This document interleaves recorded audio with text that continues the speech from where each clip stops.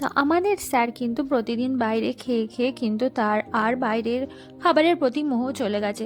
তাই তিনি আমাকে বললেন যে ওনার জন্য একটু বাড়ির কিছু খাবার বানিয়ে দিতে। তাই আমি চলে গেলাম বাজারে। এবার বাজারে গেলেই তো হলো না, বাজারে গিয়ে আমি কি কিনবো আর কি রান্না করব সেটাই তো আমি ভেবে পাচ্ছি না। এত বাজার, একবার ভাবছি আম, এই সবজিটা রান্না করি, আরেকবার ভাবছি ওই সবজিটা রান্না করি।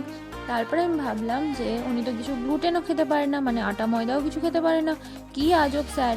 তাই আমি ভাবলাম যে আমি একটু ফ্রাইড রাইস বানাই। ফ্রাইড রাইস বানাতে গেলে যে জিনিসগুলো লাগে সেটা হচ্ছে গাজর লাগবে, আর বিনস লাগবে, আর একটু লাগবে হচ্ছে কড়াইশুঁটি।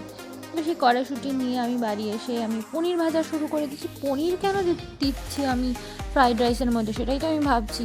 তো ফ্রাইড রাইসটা আমার বানানো হয়ে গেছে, তার মধ্যে কিন্তু আমি পনির দিইনি। তো এরপর আমি পেঁয়াজ ভাজছিলাম, কারণ ফ্রাইড রাইসের সাথে কিছু তো দিয়ে খেতে হবে। তাই জন্য আমি বানিয়ে নিয়েছিলাম চিল্লি পনির। তো চিল্লি পনিরটা তোমরা দেখে বলো কেমন হয়েছে। এবার বাকি দেখা যাক স্যার কি বলে। তো এর আগের ভিডিওতে তোমরা দেখেইছো আমি কেন ফ্রাইড রাইস রান্না করছি। তো ফ্রাইড রাইস আর চিলি চিকেন রান্না করার পর আমি টিফিন বক্সে এরকমভাবে ভরে নিয়েছিলাম। ভরে নেওয়ার পর এবার স্যারকে দেওয়ার পালা। এবার আমার প্যাকিংটা কমপ্লিট হয়ে গেছে, এবার স্যারকে আমি দিয়ে দেবো। স্যার কিন্তু এসে গেছে, আর এবার আমি তাকে দিয়ে দিলাম, আর উনি কিন্তু ভরে নিল ব্যাগের মধ্যে। এবার দেখা যাক উনি রিভিউটা কি দেয়। তো এই মাত্র লাঞ্চ করে এলাম, মানে পেটে আর জায়গা নেই, মানে পেট পুরো ভরে গেছে। হ্যাঁ, তাই জন্য একটুখানি রিল্যাক্স হয়ে গেছি।